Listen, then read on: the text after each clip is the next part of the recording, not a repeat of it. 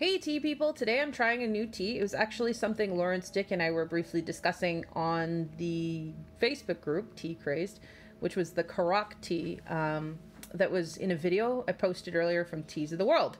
So I screwed it up because I didn't follow the instructions after reading like 3 or 4 different recipes, and I used masala chai, and apparently it's supposed to be a little different from masala chai because it doesn't have the same flavors, and it's supposed to be very heavy on the cardamom, but it's still really delicious what I made.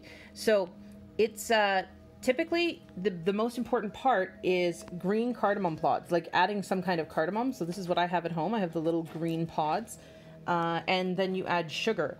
Apparently the translation of Karak chai, which is the unofficial national drink of Qatar, and is drunk throughout the Middle East and, from what I've read, parts of India, is strong black tea. And the way you make it is a little bit different from normal tea. This is why I also say I messed it up, because I made it like normal tea. And then I read that you're supposed to actually boil the tea leaves several times, apparently, to make it super duper strong.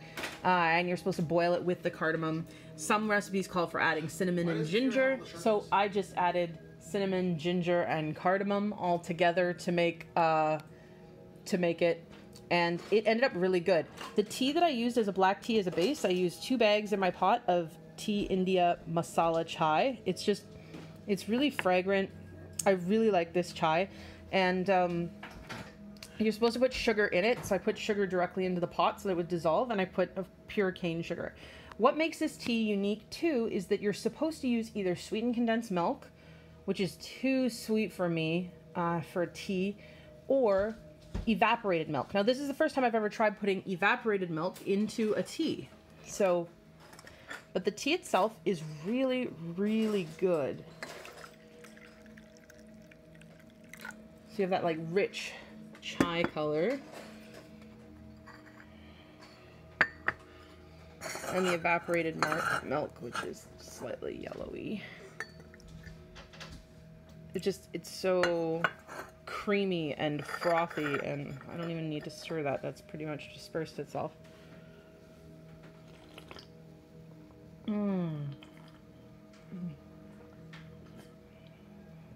That's really good. I've never had tea before with evaporated milk, but I can see why it's so good in this particular chai. The one thing is it makes the chai a little bit milder, but you can really taste like the cardamom pods and the cinnamon and the dried ginger in there. So I think I understand why they make it super strong and keep steeping it.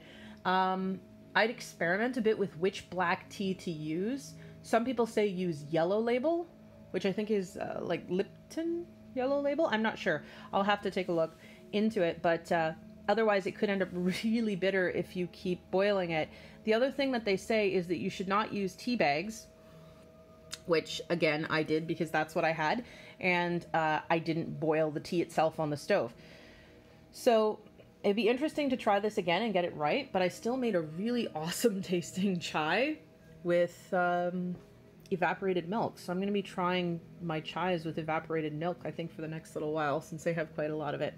Anyway, thanks so much for watching. I hope you enjoyed that. If you did, please like and subscribe for more tea-related content. Have a wonder-tea-ful day. Okay, that didn't sound as good as I thought it would. Bye!